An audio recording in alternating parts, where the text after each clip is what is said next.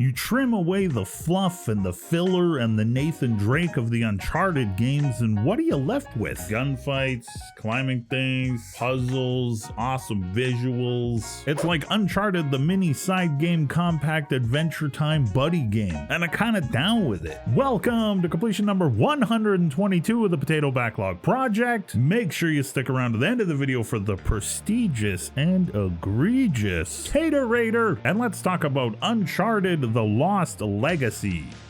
Uncharted: The Lost Legacy is a standalone action-adventure game released in 2017. That's about a year and a bit after Uncharted 4 release. The game follows Chloe, Frazer, and Nadine Ross on an adventure through India to find a sacred tusk before an evil bad guy can get it, and probably do evil things with it, like sell it. If you've played all the other Uncharted games, you will be familiar with Lost Legacy's two protagonists. Chloe made her first appearance in Uncharted 2. She's a thief for hire and part-time adventurer. Nadine is fresh off her bad guy role in Uncharted 4 as the leader of a private military company called Shoreline. Lost Legacy takes place shortly after the events of the fourth mainline game. Chloe is working with Nadine to find a lost tusk. The dynamic between them is kind of like different personalities that clash at the beginning, but as they work their way through the adventure, they grow closer and actually develop a friendship and real trust from one another. I found the banter between them to be great. They explore some of the personal things they are each dealing with. We learn more about Chloe's past, her history, where she comes from. They also cover Nadine's struggles in the wake of the fallout from the consequences of what happened in the fourth game. The voice acting in Lost Legacy and writing is all top notch, what you would expect from a AAA game and from Naughty Dog, especially after Uncharted 4. The Lost Legacy feels and plays almost identical to Uncharted 4. This could be considered very close to DLC for that game. It's about an 8 to 10 hour playthrough, but sold as a separate standalone adventure. The duck and cover gunplay, running,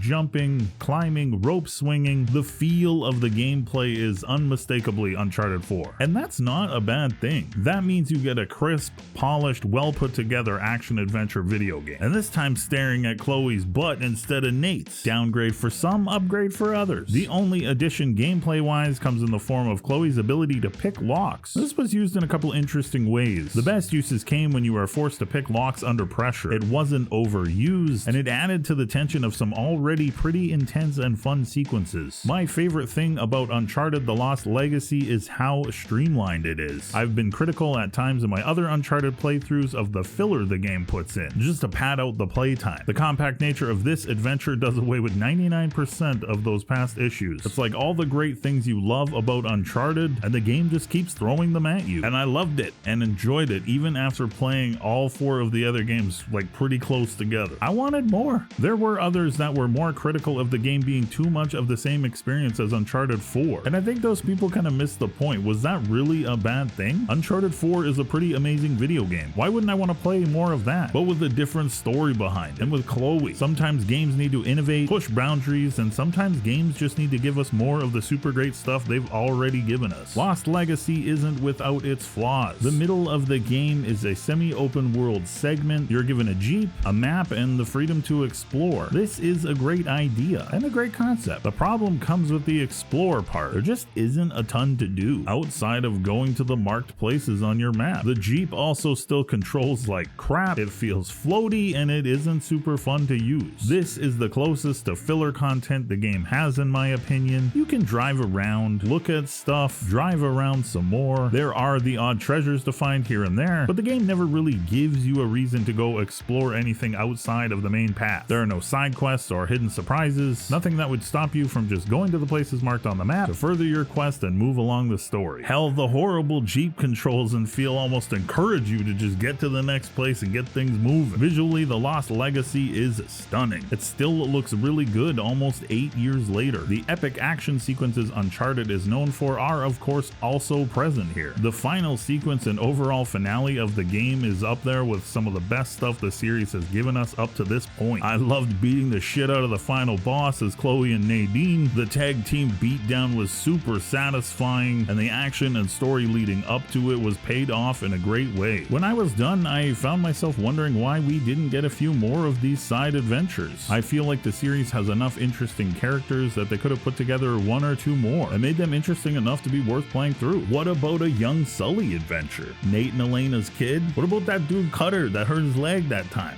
What about him? Maybe he drives something other than a Jeep.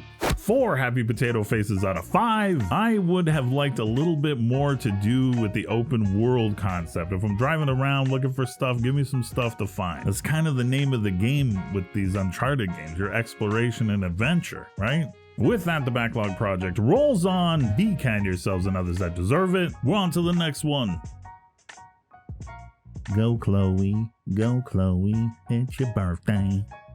So I had watched the Uncharted movie before ever playing these games, and I thought it's okay. It's kind of like mindless fun. It's all right. It's got the guy from Spider-Man in it, right? It's okay. And then I forgot about it, and I kind of forgot what happens in it and all that kind of stuff. And then I played through all these games and rewatched the movie, and I can't believe that that movie was greenlit. Who allowed that piece of shit to be made? What are we doing here? Luckily, I think they learned their lesson, because I heard the Last of Us TV show is better. I still haven't watched it, but I heard it was better because, like, honestly, Marky Mark was Sully.